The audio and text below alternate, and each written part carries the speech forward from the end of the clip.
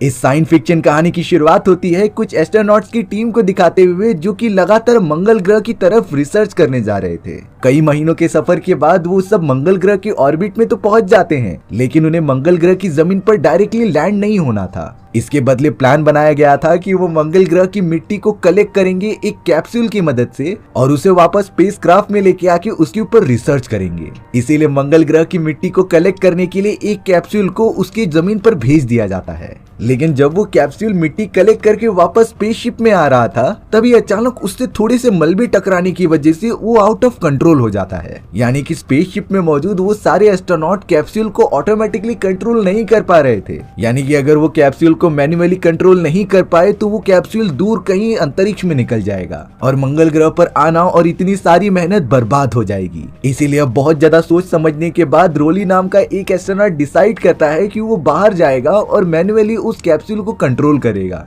रोली को तो space suit तैयार करके बाहर की तरफ भेज दिया गया था जिससे कि वो कैप्सूल को कंट्रोल कर ले, लेकिन ये सारी चीजें काफी ज्यादा खतरनाक हो सकती थी क्योंकि उस कैप्सूल की स्पीड काफी ज्यादा होती है। बट अंत में रोली ने कैसे भी करके उस कैप्सूल को एक आर्टिफिशियल हैंड की मदद से रोक लिया था, जिससे कि सारे एस्ट्रोनॉट्स बहुत ही ज्यादा खुश हो जाते हैं क्योंकि उनके पास मंगल ग्रह की मिट्टी जो मौजूद थी ये इंसानी सभ्यता के लिए एक बहुत ही बड़ी खोज साबित हो सकती है। अब सही सलामत स्पेसशिप के अंदर आने के बाद उस मिट्टी के ऊपर रिसर्च किए जा रहे थे, लेकिन बाद में एक शॉकिंग बात पता चली कि मंगल ग्रह की मिट्टी में तो एक सेल वाला छोटा सा जीव मौजूद है। यानी कि मंगल ग्रह के ऊपर लाइफ मौजूद है लेकिन अलग फॉर्म में। अब कुछ एस्ट्रोनॉट्स उस सिंगल सेल वाले जीव को जिंदा करने के लिए टेम्परेचर बढ़ाते और घटाते हैं क्योंकि शायद हो सकता था कि वो छोटा सा जीव अलग इन्वायरमेंट में जिंदा रह सकता हो, लेकिन इतनी कोशिश करने के बावजूद भी वो सिंगल सेल वाला जीव जिंदा ही नहीं होता। बट एक एस्ट्रोनॉट ने जैसे ही सिंगल सेल वाले जीव के चैम्बर में से ऑक्सीजन हटा दी तब वो जीव अचानक से जिंदा हो गया था। यानी कि इसे जिंदा रहने के लिए कार्बन डाइऑक्साइड की जरूरत पड़ती है। सारे एस्ट्रोनॉट्स तो इस बात से बहुत ही ज्यादा चौंक चुके थे।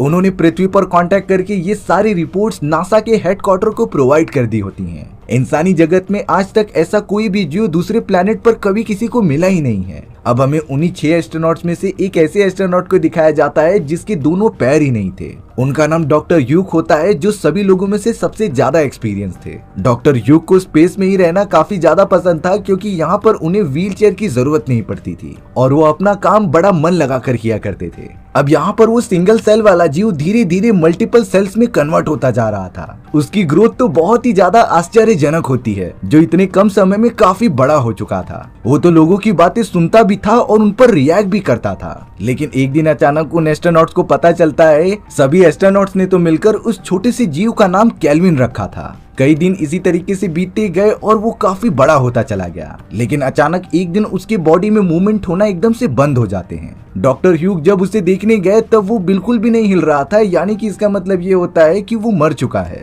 लेकिन डॉक्टर ह्यूग इस तरीके से हार नहीं मानना चाहते थे। उन्होंने डिसीजन लिया कि वो अपना हाथ अंदर डालकर छोटा सा इलेक्ट्रिक शॉक देंगे केल्विन को, जिससे कि वो वापस जिंदा हो जाए। डॉक्टर ह्यूग ग्लव्स पहनकर उसके चैम्बर में हाथ डालते हैं और फिर केल्विन को एक छोटा सा झटका देते हैं। झटके की वजह से अगले मोमेंट में केल्विन जिंदा हो गया था, लेकिन अब उसने बड़े एग्रेसिव तरीके से ह्यूग के हाथ को पकड़ लिया होता है। डॉक्टर ह्यूग अपना हाथ बाहर निकालने की कोशिश कर रहे थे पर केल्विन उसे छोड़ता ही नहीं। केल्विन ने तो इतना जोर लगाना स्टार्ट कर दिया था कि डॉक्टर ह्यूग की कई सारी हड्डियां भी टूटने लग जाती हैं। बाहर मौजूद वो सारे एस्ट्रोनॉट्स भी समझ नहीं पा रहे थे कि उन्हें डॉक्टर ह्यूग की मदद करनी भी चाहिए कि नहीं। और अब अगले ही मोमेंट में केल्विन ने तो काफी ज्यादा जोर लगाकर डॉक्टर ह्यूग के हाथ की सारी हड्डियां तोड़ दी होती हैं। डॉक्टर ह्यूग इतनी ज्यादा दर्द झेल नहीं पा रहे थे, इसीलिए वो तुरंत ही बेहोश हो जाते हैं। और अब केल्विन जो अब थोड़ा सा बड़ा हो चुका था वो एक इलेक्ट्रिसिटी वाला पेन लेकर ग्लव्स में छेद कर देता है और उसी छेद में से बाहर निकल जाता है। ताज्जुब की बात ये थी कि केल्विन डॉक्टर ह्यूग के बॉडी पर जाके डैमेज नहीं देता,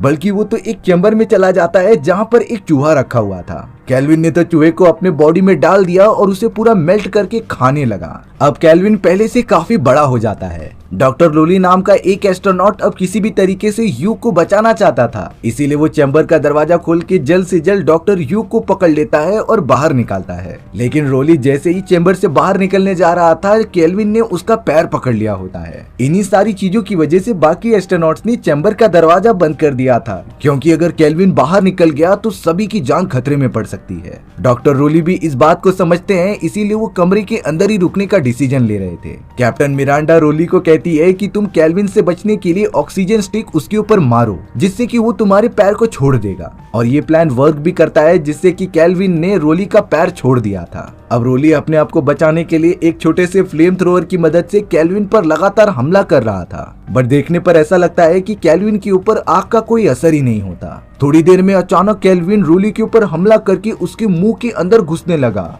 और अब देखते ही देखते वो उसकी इंटरनल ऑर्गन्स को पूरा चीड़ फाड़ देता है, जिससे कि डॉक्टर रोली की वहीं पर मौत हो गई थी। यानी कि उन 6 एस्ट्रोनॉट्स में से एक एस्ट्रोनॉट मारा जा चुका है। अब उन बचे हुए एस्ट्रोनॉट्स को स्पेसशिप के अंदर कुछ गड़बड़ी दिखाई देती है, जिसे कि जल्द से जल्द स्पेसशिप के बाहर जाकर ही ठीक करना पड़ेगा। इसीलिए कैट नाम की एक एस्ट्रोनॉट डायरेक्टली अपना स्पेस सूट पहनकर बाहर की तरफ चले जाती है, वहां का मेंटेनेंस करने के लिए। स्पेसशिप का कूलिंग सिस्टम पूरी तरीके से काम नहीं कर रहा था। कैट को लगने लगा कि उस छोटे से जीव यानी कि केल्विन ने किसी चीज को खा लिया होगा, जिसकी वजह से कूलिंग सिस्टम लगातार खराब होता चला जा रहा है। लेकिन कैट जैसे ही कूलिंग सिस्टम के चेंबर को ओपन करती है, तब उसके अंदर से केल्विन बाहर निकल के कैट के बॉडी पर चढ़ने लगा था। वो तो कैट के पैरों और पूरे बॉडी को ही जकड़ने लगता है। सभी एस्ट्रोनॉट को जब ये पता चला, तब वो कैट से बोलने लगे कि तुम जल्द से जल्द स्पेसशिप के अंदर आ जाओ। केल्विन तो पूरी कोशिश कर रहा था कि वो कैट के स्पेस सूट को तोड़कर उसके अंदर चले जाए, लेकिन स्पेस सूट बहुत ही ज्यादा मजबूत होने के कारण केल्विन ऐसा कर ही नहीं पाता।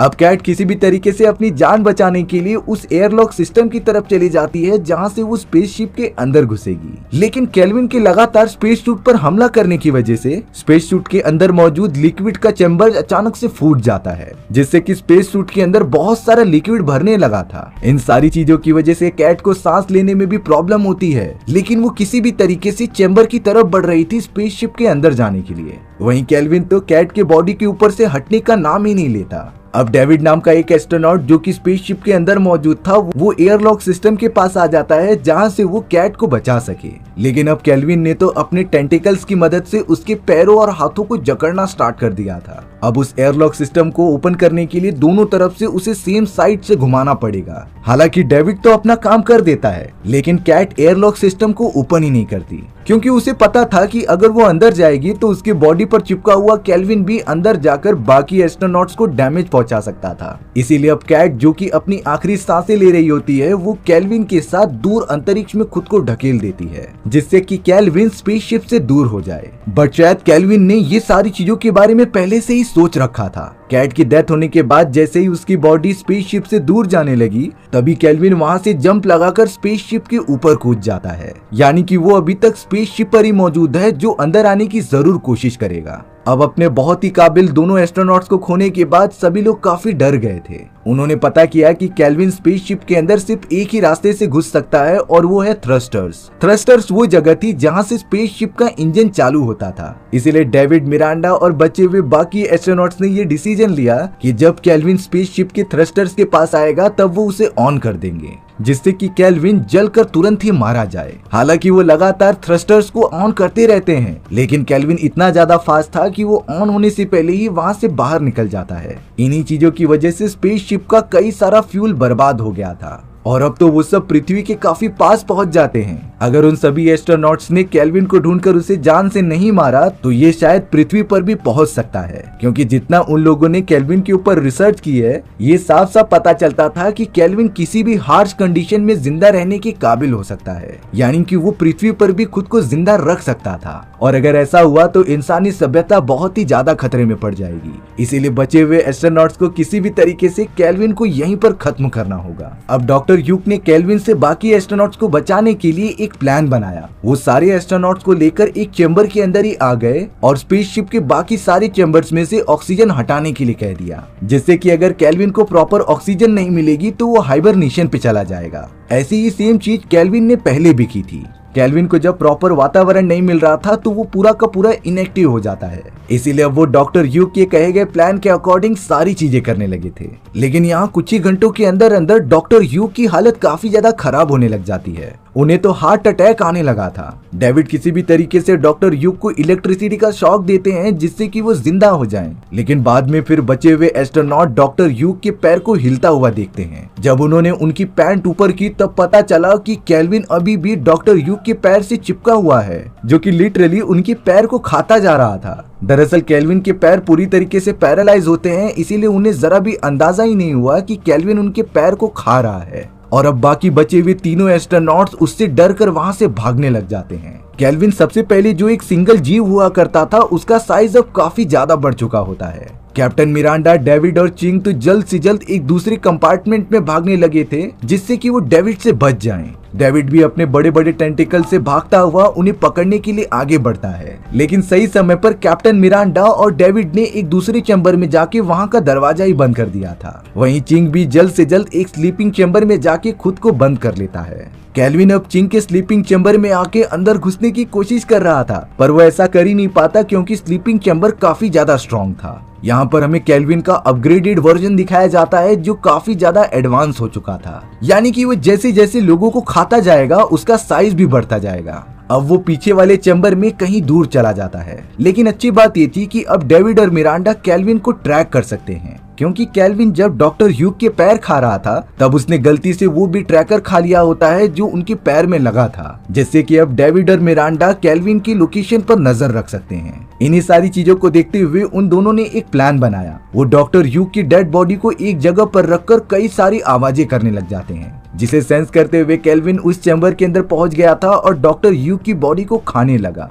अब मौका देखकर मिरांडा और डेविड किसी भी तरीके से चैम्बर का दरवाजा बंद कर देते हैं, जिससे कि केल्विन उसी चैम्बर के अंदर फंस चुका था। मिरांडा ने तो अब उस चैम्बर के अंदर से सारी ऑक्सीजन घटाना स्टार्ट कर दिया होता है, और अगर आसपास कोई भी वातावरण नहीं रहेगा तो केल्विन एकदम इनएक्टिव स्टेट में चला जाएगा, जिसके बाद वो सब केल्विन को स्पेस में वापस से फेंक देंगे। लेकिन यहाँ थोड़ी देर बाद पृथ्वी से एक कैप्सूल उनकी स्पेसशिप के पास आता हुआ दिखाई देता है। शायद से उन्हें सिग्नल्स मिल चुके थे कि स्पेसशिप ऑर्बिट में पहुंच चुकी है, इसीलिए वो मदद करने के लिए उनके पास आ रहे हैं। लेकिन कैप्टन मिरांडा डेविड से कहती है कि सच्चाई ये नहीं है, बल्कि वो कैप्सूल तो हमारी स्पेसशिप को अंतरिक्ष की गहराइयों में ढकेलने आ रहा था, क्योंकि हेडक्वार्टर वाले नहीं चाहते कि हम अपनी स्पेसशिप के अंदर उस खतरनाक क्रिएचर को धरती पर लेकर आए। और ये सारे कॉन्ट्रैक्ट्स मिशन में आने से पहले ही सबके द्वारा साइन करा के लिए गए थे, जिसमें कि अगर हेडक्वार्टर वालों को जरा भी आभास होता है कि स्पेसशिप के अंदर किसी दूसरे प्लेनेट का छोटा मोटा भी जीव वहाँ पर आ चुका है, तो इंसानियत को बचाने के लिए स्पेसशिप को दूर अंतरिक्ष में भेज दिया जाएगा, जिससे कि उनमें से कोई भी वापस पृथ्वी पर ना आ सके।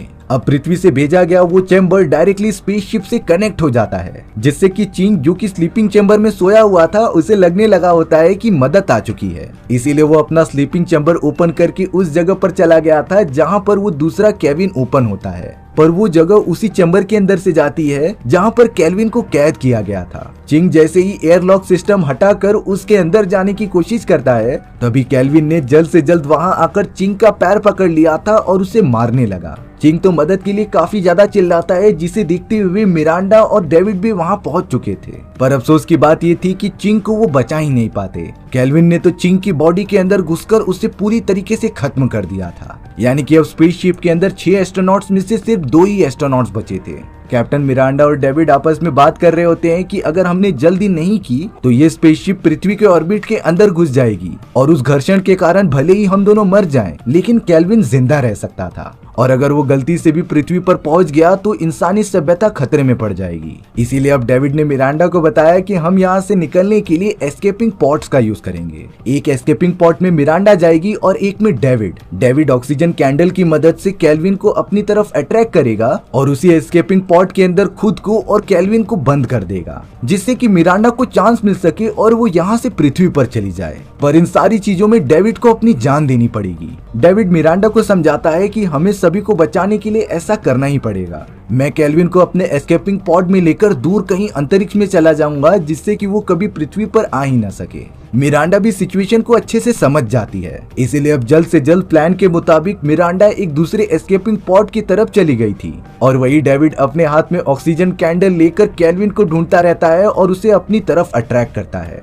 कुछ ही देर के अंदर अंदर केल्विन काफी ज्यादा स्पीड में डायरेक्टली डेविड के पास आ जाता है, जो कि एक एस्केपिंग पॉड के अंदर मौजूद था। डेविड तो जल्द से जल्द केल्विन को अपने साथ एस्केपिंग पॉड के अंदर बंद करके स्पेसशिप से दूर होना स्टार्ट हो गया। मिरांडा भी दूसरे एस्केपिंग पॉड में बैठकर पृथ्वी की तरफ बढ़ने लगती है। साथ ही साथ मिरांडा पृथ्वी वालों के लिए एक मैसेज रिकॉर्ड कर रही थी, जिसमें कि उसने बताया कि मंगल ग्रह पर जीवन तो मौजूद है, लेकिन वहाँ के जीव बहुत ही ज्यादा खतरनाक हो सकते हैं। उन्हीं में से एक जीव ने हमारे 4 एस्ट्रोनॉट मेंबर को खत्म कर दिया और अब उसी जीव को मारने के लिए डेविड ने भी अपनी जान की कुर्बानी लगा दी। अगर ये जीव पृथ्वी पर किसी भी तरीके से पहुंच जाता है तो उसे जल्द से जल्द खत्म कर दो, क्योंकि ये हम इंसानों के लिए एक बहुत ही बड़ा खतरा बन सकता था। केल्विन ने तो डेविड के ऊपर हमला भी करना स्टार्ट कर दिया होता है और अब डेविड पूरा कोशिश कर रहा था अपने एस्केपिंग पॉड को पृथ्वी से दूर लेकर जाने की, लेकिन रास्ते में ही दोनों एस्केपिंग पॉड से स्पेसशिप के मलबे टकराने लगे थे, जिससे कि दोनों की डायरेक्शन एकदम से चेंज होने लग जाती है